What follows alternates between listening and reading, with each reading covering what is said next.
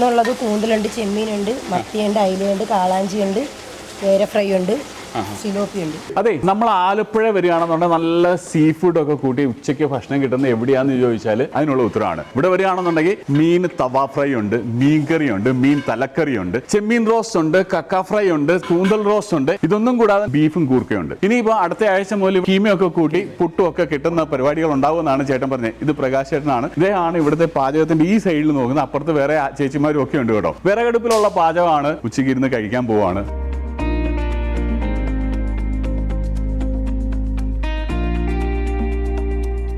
കാളാഞ്ചി മയമാണ് നമ്മൾ ഇപ്രാവശ്യം കേട്ടോ. കാളാഞ്ചി തലയുണ്ട്, കാളാഞ്ചി തവ ഫ്രൈ ഉണ്ട്. ഒരു സ്വല്പം കാളാഞ്ചി തവ ഫ്രൈ, അതിൻ്റെ ആ മസാലപ്പൊടിയും കൂടെ ഒക്കെ കൂട്ടി എന്ന് എടുത്ത് കഴിച്ചു നോക്കണം കേട്ടോ. പൊളി സാധനമാണ്.